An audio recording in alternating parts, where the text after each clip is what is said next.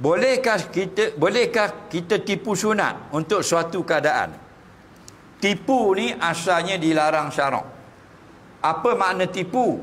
Al-ikhbaru bima yukhaliful waqi', menceritakan perkara yang sebenarnya lain. Okey?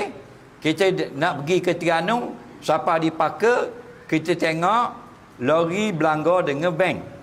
Okey, tu waqi' dia panggil, yang sebetulnya. Siapa di Terengganu, kita cerita lori tiala belanggar dengan basikal. Acur tiala. Berlaku tak gitu? Tak berlaku. Itu dipanggil dusta. Al-ikhbar, menceritakan bima, dengan satu kisah yukhaliful waqi', yang menyalahi kejadian yang sebenar. Kalau sebenarnya 3 cerita 2, tu tipu. Sebenarnya 2 cerita 3 pun tipu juga. Nampak?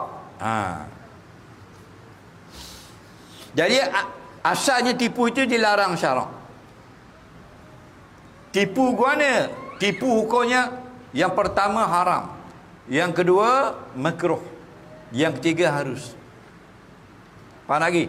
Bila tipu haram ini tipu pelawak. Faham? Di Kabul esok ada orang buat pesta ni. Dia orang pun dia tak pergi, tak ada setarang esok. Berdosa dia. Faham lagi? Okey? Tipu yang makruh ni ke mana? Tipu makruh ni tipu yang tidak ada orang rugi apa-apa.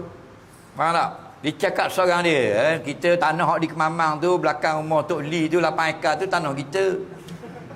Depan rumah Mas Said tu 5 ekar tu kita juga. Belakang apa benda ni Mesrema tu 12 ekar tu hamba tu.